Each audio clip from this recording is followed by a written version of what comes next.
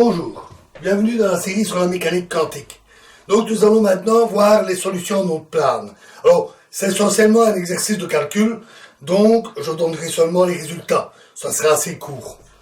Donc on cherche en fait des solutions de la forme qu'on note psi plus, qui est égal à e exposant moins I kx fois une certaine fonction u de k.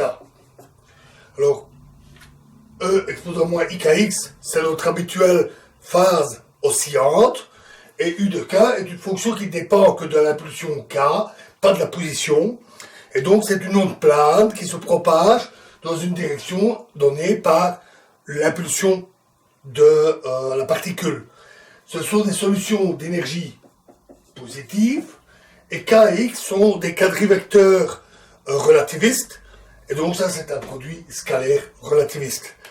Et on cherche également des solutions du type psi moins E égale plus I kx fois U de k. Alors ça ne veut pas dire c'est d'énergie négative, ça ne veut pas dire qu'elle se propage à l'envers dans le temps. Au contraire, la propagation dans le temps est donnée par le coefficient k0, le coefficient temporel de k, qui doit être positif.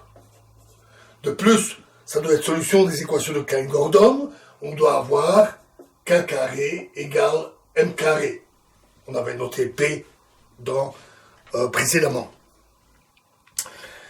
Et on met cette solution dans l'équation de Dirac, on résout les équations, et dans un repère où la particule est au repos, donc pour une particule massive, une particule sans masse se traite un peu différemment, nous verrons ça plus tard. Pour une particule massive, dans le repère au repos, on trouve 4 solutions, une notée U1 pour une masse M au repos, 0, est égale à 1, 0, 0, 0. Il ne faut pas oublier que c'est un bispineur.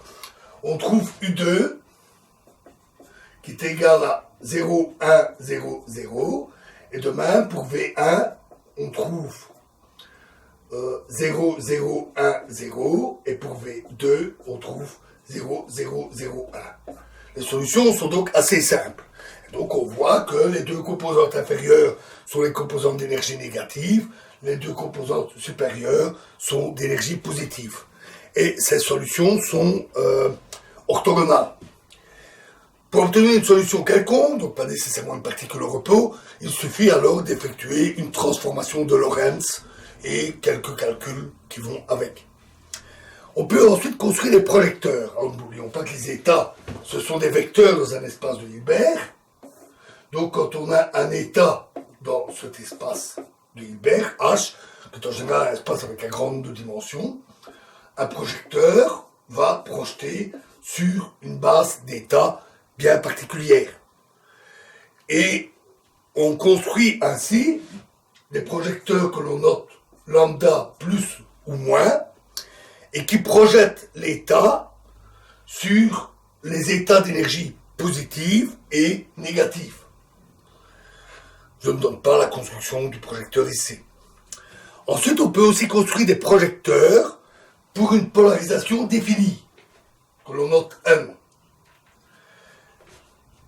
On trouve ainsi que U1 et V1 correspondent, donc en prenant un état de polarisation pour une particule qui se propagerait horizontalement, un état de polarisation verticale, on trouve que U1 et V1 correspondent alors à une particule de spin 1,5 avec le spin vers le haut, et U2 et V2 correspondent à des états avec le spin vers le bas.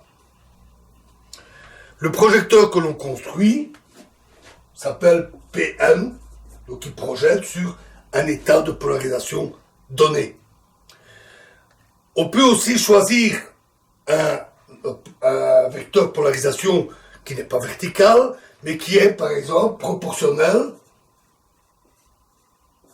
à K, le vecteur impulsion pour la partie spatiale, et dans ce cas-là, on a un vecteur de polarisation qui est dans le sens de la propagation. Ce que l'on mesure alors est appelé hélicité, comme un tire-bouchon.